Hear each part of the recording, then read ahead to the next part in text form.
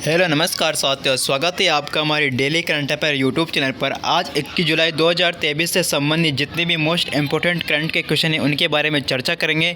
अगर दोस्तों आप चैनल पर नए हो तो कृपया चैनल को सब्सक्राइब करें और वीडियो को अधिक से अधिक लाइक करें, शेयर करें। इसी के साथ दोस्तों बढ़ते एक प्यारा सा मोटिवेशन स्पीच की तरफ कि रास्ता भी जानता हूँ, चलना भी जानता हूँ, मैं आग हूँ, तबीयत से जलना भी जानता हूँ, मुझे मोम ना समझो जो जट पिघल जाऊँ, मैं सूरज हूँ डूब कर निकलना भी जानता हूँ।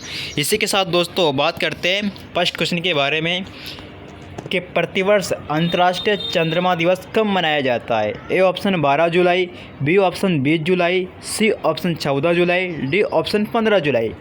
तो दोस्तों प्रतिवर्ष चंद्रमा दिवस 20 जुलाई को मनाया जाता है, तो इसका बी ऑप्शन बिल्कुल सही है। इसी के साथ दोस्तों बात करते हैं जुलाई के अन्य दिवसों के बारे में।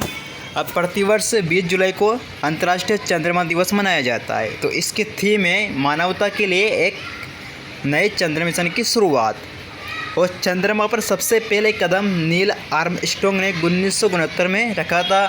वे नासा के अपोलो 11 अंतरिक्ष यान से चंद्रमा पर उतरे थे। इसी के साथ दोस्तों बात करते हैं 1 जुलाई को राष्ट्रीय चिकित्सक दिवस मनाया जाता है, राष्ट्रीय डाक कर्मचारी दिवस मनाया जाता है, कनाडा दिवस मनाया जाता है, इंस्टीट्यूट ऑफ चार्टर्ड अकाउंट दिवस मनाया जाता है, राष्ट्रीय अमेरिकी डाक टिकट दिवस मनाया जाता है। 2 जुलाई को विश्व खेल पत्रकार दिवस मनाया जाता है, 4 जुलाई को यूएसए का स्वतंत्रता दिवस, 5 जुलाई को अल्जीरिया का स्वतंत्रता दिवस, 6 जुलाई को विश्व जूनोसिस दिवस और 9 जुलाई को राष्ट्रीय विद्यार्थी दिवस, 10 जुलाई को वैश्विक ऊर्जा स्वतंत्रता दिवस मनाया जाता है, 11 जुलाई को विश्व जनसंख्या दिवस, 12 जुलाई को राष्ट्रीय सादगी पेपर बैग दिवस मनाया जाता है। इसी के साथ दोस्तों 14 जुलाई को अंतर्राष्ट्रीय सौर जागरूकता दिवस मनाया जाता है, 15 जुलाई को विश्व युवा कौशल दिवस मनाया जाता है, 16 जुलाई को विश्व सर्प दिवस मनाया जाता है, 17 जुलाई को अंतर्राष्ट्रीय न्याय दिवस और 17 जुलाई को विश्व अंतर्राष्ट्रीय न्याय दिवस और 18 जुलाई को नेशनल मंडेला अंतर्राष्ट्रीय दिवस, 22 जुलाई को राष्ट्रीय आम दिवस मनाया जाता है। अब दोस्तों बात करते हैं नेक्स्ट क्वेश्चन के बारे में कि फीफा महिला विश्व कप 2023 की मेज़बानी कौन सा देश कर रहा है। A option Australia, B option New Zealand, C option Sri Lanka, D option A and B. तो फीफा महिला विश्व कप 2023 की मेज़बानी ऑस्ट्रेलिया और न्यूजीलैंड दोनों देश कर रहे हैं, तो इसका डी ऑप्शन बिल्कुल करेक्ट होगा, इसका डी ऑप्शन बिल्कुल सही है। इसी के साथ दोस्तों बात करते हैं फीफा के बारे में। तो फीफा के फुल फॉर्म में federation international the football association. इसकी स्थापना 1904 में की गई थी। इसका मुख्यालय ज्यूरिख स्विट्जरलैंड में। इसके चेयरमैन गियानी इन्फेनिटो है। इसी के साथ दोस्तों बात करते हैं फीफा मेंस वर्ल्ड कप 2022 के बारे में। तो इसका आयोजन कतर में किया गया था। इसका यह 22वां संस्करण था। इसमें विजेता अर्जेंटीना रहा है और उप विजेता फ्रांस रहा है। इसी के साथ दोस्तों बात करते हैं नेक्स्ट क्वेश्चन के बारे में। ऑस्ट्रेलिया केंद्रीय बैंक की पहली महिला गवर्नर कौन बनी। A option Michele Bullock, B option Kristalina Koch, C option Michele योहो, डी ऑप्शन निकोलस। तो दोस्तों इसका ए ऑप्शन बिल्कुल सही है, मिशेल बुलाक ऑस्ट्रेलिया केंद्रीय बैंक की पहली महिला गवर्नर बनी है। इसी के साथ दोस्तों बात करते हैं रिजर्व बैंक ऑफ ऑस्ट्रेलिया के बारे में। तो इसका मुख्यालय कैनबरा में है और इसकी जो मुद्रा है ऑस्ट्रेलियाई डॉलर है। इसी के साथ दोस्तों अगले क्वेश्चन के बारे में बात कर लेते हैं। किस राज्य सरकार ने न्यूनतम आय गारंटी के लिए विधेयक पेश किया है। A option Rajasthan, B option Gujarat, C option Orissa, D option Karnataka. तो अभी हाल ही में राजस्थान सरकार ने न्यूनतम आय गारंटी के लिए विधेयक पेश किया है, तो इसका ए ऑप्शन बिल्कुल करेक्ट है, राजस्थान। अब दोस्तों बात करते हैं राजस्थान के बारे में। तो राजस्थान सरकार ने teacher interface for excellency program की शुरुआत की है और राजस्थान सरकार के द्वारा जन सम्मान वीडियो प्रतियोगिता की शुरुआत की गई है।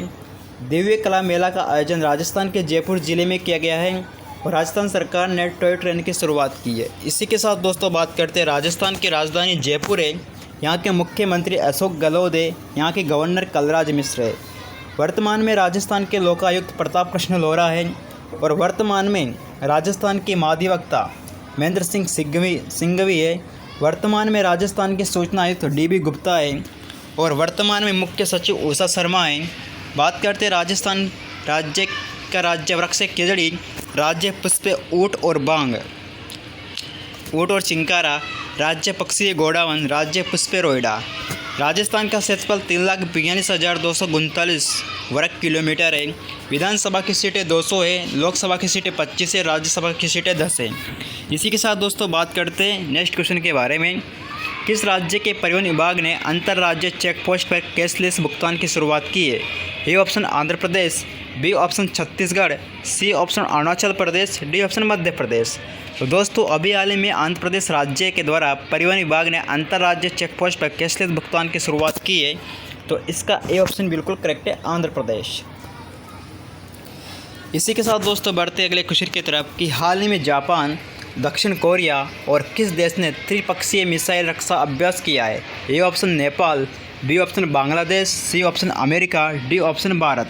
तो दोस्तों अभी हाल ही में जापान, दक्षिण कोरिया और अमेरिका ने त्रिपक्षीय मिसाइल रक्षा अभ्यास किया है। तो इसका सी ऑप्शन बिल्कुल करेक्ट है, अमेरिका। इसी के साथ दोस्तों बढ़ते अगले क्वेश्चन पर कि हाल ही में अडानी समूह ने कहाँ भारत के पहले अंतर्राष्ट्रीय बिजली परियोजना शुरू की है? A option Paschim Bangal, B option Jharkhand, C option Orissa, D option Assam. तो अभी हाल ही में झारखंड राज्य ने भारत के पहले अंतर्राष्ट्रीय बिजली परियोजना शुरू की है। तो इसका बी ऑप्शन बिल्कुल करेक्ट है, झारखंड। इसी के साथ दोस्तों बात कर लेते हैं कि मुकर्ती राष्ट्रीय उद्यान चर्चा में रहा, ये किस राज्य में स्थित है? A option Tamil Nadu, B option Rajasthan, C option Gujarat, D option Maharashtra. तो मुकर्ती राष्ट्रीय उद्यान चर्चा में रहा है दोस्तों ये तमिलनाडु राज्य में। तो इसका ए ऑप्शन बिल्कुल सही है। इसी के साथ दोस्तों बात करते हैं तमिलनाडु राज्य के बारे में। तो तमिलनाडु राज्य की राजधानी चेन्नई है। इसका फॉर्मेशन 1 नवंबर 1956 को किया गया। जनसंख्या 6,24,05,679 है। आधिकारिक भाषा तमिल है। साक्षरता 80.33% है। जनघनत्व 559 है। लोक नृत्य भागवता, नंदम, ओमलट्टम, चक्की अट्टम। प्रमुख त्योहार है पोंगल जो फसल कटाई के समय मनाया जाता है। जल्लीकट्टू आदि पेरुकू नई फसल के समय मनाया जाता है। और कथूरी महामागम 12 वर्ष में एक बार आता है। ये तमिलनाडु राज्य के प्रमुख त्यौहार है। इसी के साथ दोस्तों बात करते हैं प्रमुख बंदरगाह चेन्नई और तथा तूतीकोरन। जनजातीय हदियान, आराधरन, इरुलर, कादर और कनियान ये प्रमुख जनजातियाँ हैं। पर्यटन स्थल के बारे में बात कर लेते हैं तो पुंपपुआर, कांचीपुरम, कुंभकोणम, दारा, सुयम, मदुरई, चिदम्बरम, श्रीरंगम और ऊटी प्रमुख पर्यटन स्थल हैं।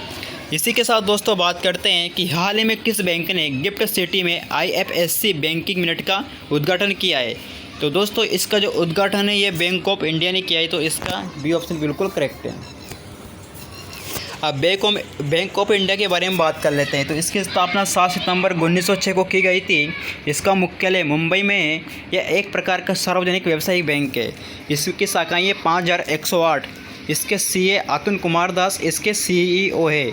और उद्योग इस वित्त वाणिज्य उद्योग से इसका संबंध है। इसी के साथ दोस्तों बात करते हैं नेक्स्ट क्वेश्चन के बारे में। रेज रैप ने कहाँ पहला अंतर्राष्ट्रीय भुगतान गेटवे शुरू किया है? A option Netherlands, B option Malaysia, C option Nepal, D option America. तो रेज रैप ने मलेशिया में पहला अंतर्राष्ट्रीय भुगतान गेटवे शुरू किया है। तो इसका बी ऑप्शन बिल्कुल करेक्ट है, मलेशिया। अब दोस्तों बात करते हैं मलेशिया के बारे में। तो मलेशिया एक बहुजातीय, बहुसांस्कृतिक, बहुभाषिक देश है। मलेशिया प्रशासनिक रूप से मलेशिया एक संघीय राष्ट्र है जो 13 राज्य और 3 संघीय क्षेत्रों में संगठित है। स्थिति क्या है मलेशिया की, इसकी पोजीशन है। मलेशिया दक्षिण पूर्व एशिया में स्थित एक उष्णकटिबंधीय देश है। मलेशिया की राजधानी कुआलालंपुर है। सबसे बड़ा जो मलेशिया का नगर है वो कुआलालंपुर है। इसका राष्ट्रीय धर्म इस्लाम है। क्षेत्रफल 3,03,803 वर्ग किलोमीटर है। प्रधानमंत्री अनवर इब्राहिम है। इसी के साथ दोस्तों बात करते हैं अगले क्वेश्चन के बारे में। मिष्टी योजना किस मंत्रालय से संबंधित है? तो मिष्टी योजना का संबंध है दोस्तों केंद्रीय पर्यावरण वन जलवायु परिवर्तन मंत्रालय से। तो इसका सी ऑप्शन बिल्कुल करेक्ट है। इसी के साथ दोस्तों बात करते हैं अगले क्वेश्चन के बारे में कि हाल ही में किस राज्य में आजीविका मिशन को स्कॉच पुरस्कार से सम्मानित किया गया? Jammu Kashmir, B option Punjab, C option Himachal Pradesh, D option Haryana. तो अभी हाल ही में जम्मू कश्मीर राज्य को आजीविका मिशन स्कॉच पुरस्कार से सम्मानित किया गया। तो इसका ए ऑप्शन बिल्कुल करेक्ट है, जम्मू कश्मीर। अब दोस्तों बात करते हैं नेक्स्ट क्वेश्चन के बारे में कि हाल ही में उड़ीसा कैबिनेट ने किस भाषा को संविधान की 8वीं अनुसूची में शामिल करने का प्रस्ताव को मंजूरी दी है।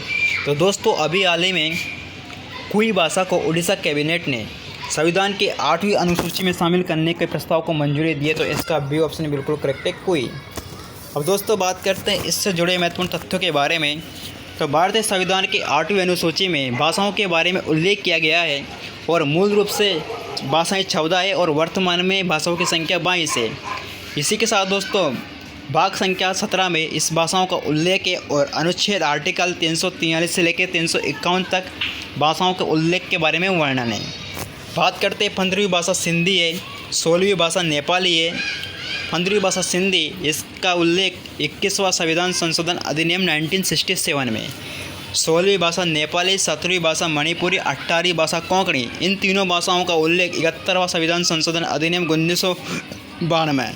इसी के साथ दोस्तों 19वीं भाषा बोडो, 20वीं भाषा डोगरी, 21वीं भाषा मैथिली, 22वीं भाषा संताली। इन चारों भाषाओं का उल्लेख 92वां संविधान संशोधन अधिनियम 2004। अब दोस्तों बात आई है कुई भाषा की। तो कुई भाषा कौन जनजाति के लोग बोलते हैं और इसे मुख्य रूप से उड़ीसा में बोला जाता है। इसे बोलने वाले 9 लाख से भी ज़्यादा लोग हैं। इसी के साथ दोस्तों बात करते हैं अगले क्वेश्चन के बारे में। एशियन एथलेटिक चैंपियनशिप का मैस्कॉट किसे बनाया गया। ए ऑप्शन सफ़ेद हाथी, बी ऑप्शन चीता, C option Bajrang Bali, D option बांग। तो एशियन एथलेटिक चैंपियनशिप का मैस्कॉट बजरंग बली को बनाया गया। तो इसका सी ऑप्शन बिल्कुल करेक्ट है। अब दोस्तों बात करते हैं एशियन एथलेटिक चैंपियनशिप। इसकी स्थापना 1973 में की गई थी। इसका मुख्यालय सिंगापुर में है। इसके अध्यक्ष कतरी दैलान जुमान अल अहमद है। इसी के साथ दोस्तों बात करते हैं नेक्स्ट क्वेश्चन के बारे में कि हाल ही में विदेश मंत्री एस जयशंकर ने आगामी चुनाव के लिए किस राज्य से नामांकन किया है। A option Tamil Nadu, B option Gandhinagar, C option Gorakhpur, D option Varanasi. तो अभी हाल ही में विदेश मंत्री एस जयशंकर ने आगामी चुनावों के लिए गांधीनगर से नामांकन किया है। तो इसका बी ऑप्शन बिल्कुल करेक्ट है, गांधीनगर। अब दोस्तों बात करते हैं अगले क्वेश्चन के बारे में कि यूएन को 3 बार संबोधित करने वाली भारत की पहली और सबसे कम उम्र की महिला कौन बनी। Who has been the first youngest woman from India to address the United Nations 3 times? A option Deepika Deswal, B option Ruchira Kamboj, C option Kamala Harris, D option Anshula Kant. तो यूएन को 3 बार संबोधित करने वाली भारत की सबसे कम उम्र की महिला दीपिका देशवाल बनी है। तो इसका ए ऑप्शन बिल्कुल करेक्ट है। इसी के साथ दोस्तों अगर आप चैनल पर नए हो तो कृपया चैनल को सब्सक्राइब जरूर कर दें और वीडियो को अधिक से अधिक लाइक दें, प्यार दें। आपका एक सब्सक्राइब हमारे लिए बहुत इम्पोर्टेंट होता है, जिस प्रकार से आपके लिए हर क्वेश्चन इम्पोर्टेंट होता है। इसी के साथ दोस्तों बढ़ते हैं यूनाइटेड नेशन के बारे में बात कर लेते हैं। तो यूनाइटेड नेशन की स्थापना 24 अक्टूबर 1945 को की गई थी। इसका मुख्यालय न्यूयॉर्क में है। इसमें सदस्य देश है 193। इसके जो अध्यक्ष है एंटोनिया गुटेरेस है। बात करते हैं दोस्तों अगले क्वेश्चन के बारे में कि एसबीआई कार्ड के एमडी एंड सीईओ के रूप में किसे नियुक्त किया गया। तो एसबीआई कार्ड ने अभी एमडी एंड सीईओ के रूप में अभिजीत चक्रवर्ती को नियुक्त किया है। तो इसका सी ऑप्शन बिल्कुल करेक्ट है। इसी के साथ दोस्तों बात कर लेते हैं अगले क्वेश्चन के बारे में कि आरबीआई ने राज्य वित्त सचिवों का 33वां सम्मेलन कहाँ आयोजित किया है। A option Lucknow, B option Mumbai, C option Jaipur, D option Bhopal. तो आरबीआई ने राज्य वित्त सचिवों का 33वां सम्मेलन मुंबई में आयोजित किया है। तो इसका बी ऑप्शन बिल्कुल करेक्ट है। इसी के साथ दोस्तों बात करते हैं मुंबई से संबंधित जुड़े हुए कुछ महत्वपूर्ण तथ्य, उनको बारे में देख लेते हैं। तो ताइवान ने भारत के मुंबई में 3रा राजनयिक कार्यालय खोलने का ऐलान किया है और मुंबई पुलिस ने 14 जून को नो हॉर्निंग डे घोषित किया है। सर्वश्रेष्ठ सार्वजनिक परिवहन वाले क्षेत्रों की लिस्ट में मुंबई 19वें स्थान पर रहा है। इसी के साथ दोस्तों बात करते हैं काला घोड़ा कला महोत्सव का आयोजन भी मुंबई में किया गया है। इसी के साथ दोस्तों बढ़ते अगले क्वेश्चन पर कि श्रावणी मेले का आयोजन किस राज्य में किया जा रहा है। A option Uttar Pradesh, B option Jharkhand, C option Paschim Bengal, D option Odisha. तो श्रावणी मेले का जो आयोजन है दोस्तों ये झारखंड राज्य में किया जा रहा है। तो इसका बी ऑप्शन बिल्कुल करेक्ट है।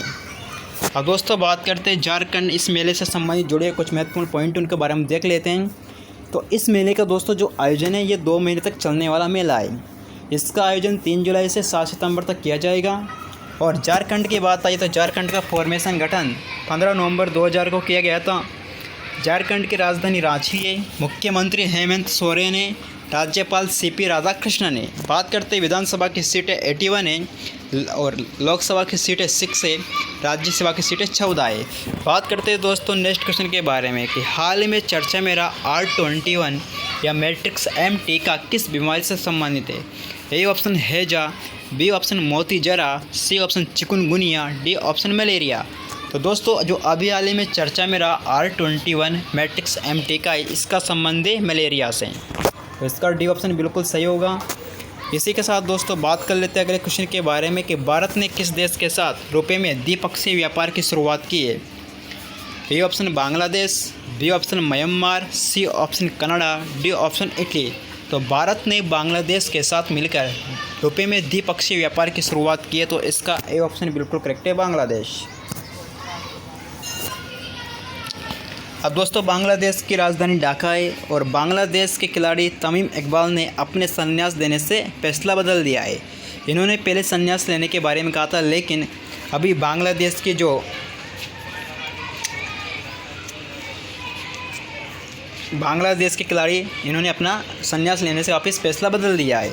बात करते हैं बांग्लादेश में 40% से अधिक लड़कियों की शादी 18 साल से कम उम्र में हो जाती है और भारत ने बांग्लादेश को 20 ब्रॉडगेज इंजन सौंपे हैं और बांग्लादेश ने संयुक्त नौसैनिक अभ्यास चट्टोग्राम शुरू किया है। इसी के साथ दोस्तों बढ़ते अगले क्वेश्चन पर कि हाल ही में भारत का 36वां उड़ान प्रशिक्षण संगठन कहाँ मिला? ये option Tamil Nadu, B option Karnataka, C option Jharkhand, D option Arunachal प्रदेश।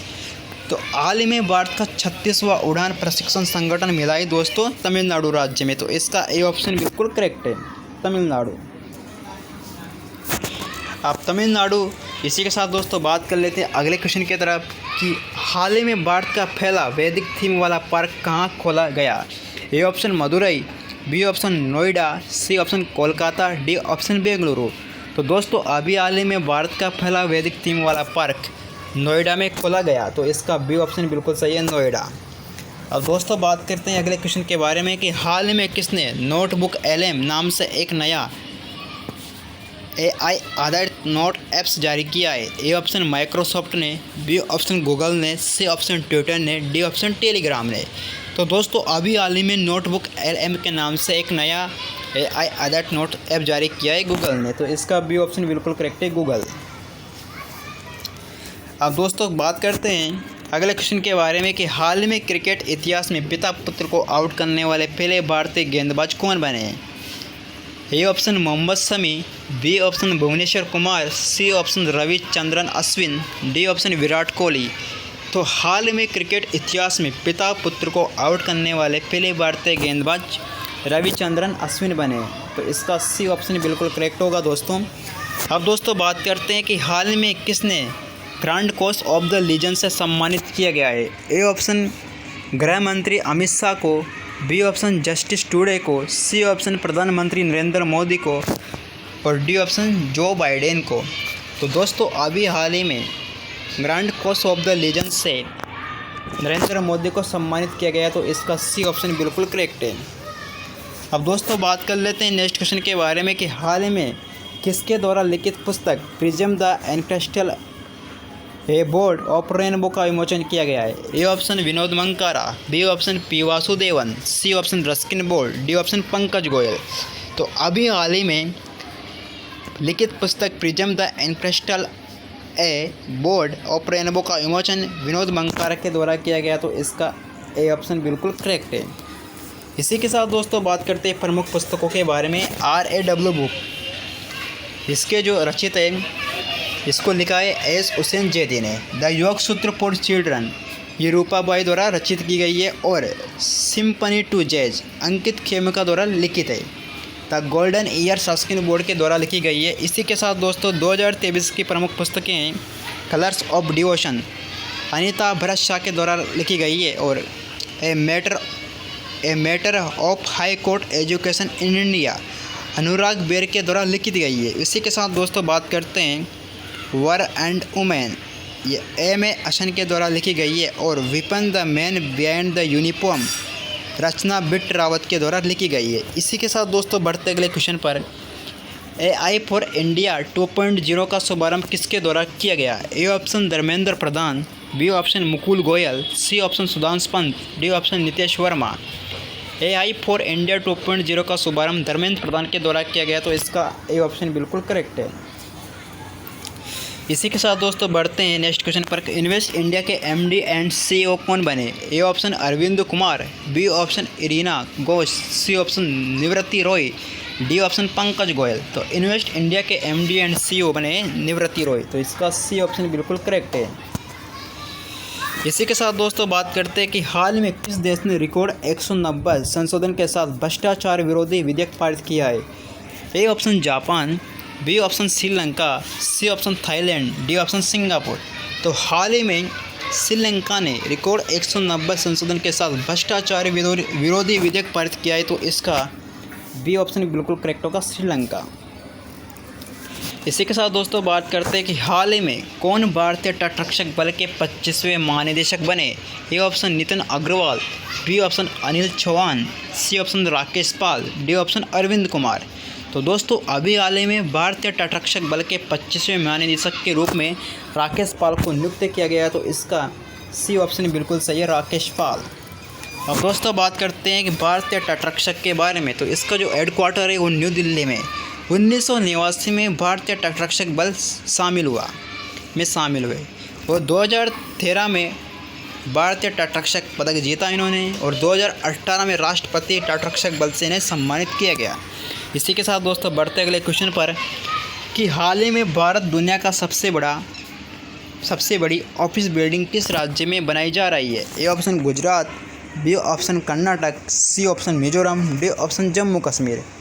तो दोस्तों अभी हाल ही में भारत की सबसे बड़ी ऑफिस बिल्डिंग गुजरात राज्य में बनाई जा रही है, तो इसका ए ऑप्शन बिल्कुल करेक्ट है।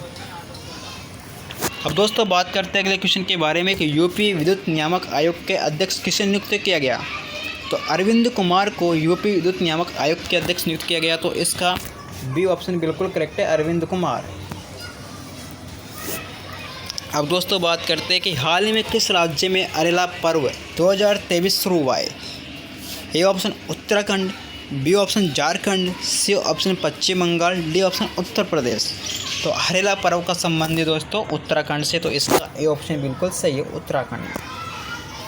अब दोस्तों बात करते हैं उत्तराखंड की राजधानी अपन जानते हैं तेलंगाना है। तेलंगाना के बारे में बात कर लेते हैं। तेलंगाना सरकार ने रोबोटिक फ्रेमवर्क लॉन्च किया है और तेलंगाना के मुख्यमंत्री ने हरे कृष्णा हेरिटेज टावर की आधारशिला रखी है। तेलंगाना सरकार ने प्रवेश मार्गों पर पौष्टिक आधारित भुगतान प्रणाली लागू की है। भारत में सबसे ऊंची अंबेडकर जी की प्रतिमा का अनावरण भी तेलंगाना में किया गया है। तेलंगाना सरकार ने लेक डेवलपमेंट प्रोग्राम जारी किया है। राजधानी हैदराबाद, मुख्यमंत्री चंद्रशेखर राव। बात करते हैं अगले क्वेश्चन की और अंतिम लास्ट क्वेश्चन के बारे में कि हाल ही में कौन फिल्म फेयर पुरस्कार के 69वें संस्करण की मेजबानी करेगा? A option Uttarakhand, B option Bihar, C option Karnataka, D option Gujarat. तो दोस्तों इसका सही आंसर है डी ऑप्शन गुजरात। इसी के साथ दोस्तों बात करते हैं कुछ महत्वपूर्ण पॉइंटों के बारे में। यह अवार्ड हिंदी फिल्म इंडस्ट्री के लिए दिया जाता है, यानी कि हिंदी फिल्म से संबंधित यह अवार्ड दिया जाता है। इसी के साथ दोस्तों यह एक एनुअल अवार्ड है। बात करते हैं इसकी शुरुआत 1954 में की गई थी। तो दोस्तों आज के लिए इतना ही पर्याप्त है। अगर आपको वीडियो अच्छी लगी हो तो आप वीडियो को लाइक करें, अधिक से अधिक शेयर करें, सब्सक्राइब करें। और दोस्तों आप वीडियो को लाइक नहीं करते तो इसलिए वीडियो को अधिक से अधिक लाइक करें। अगर दोस्तों आपको वीडियो का PDF फाइल चाहिए तो आप वीडियो के डिस्क्रिप्शन में जाकर वहां से टेलीग्राम चैनल ज्वाइन कर सकते हैं। इसी के साथ दोस्तों मिलते हैं नेक्स्ट वीडियो पर। जय हिंद, जय भारत, धन्यवाद।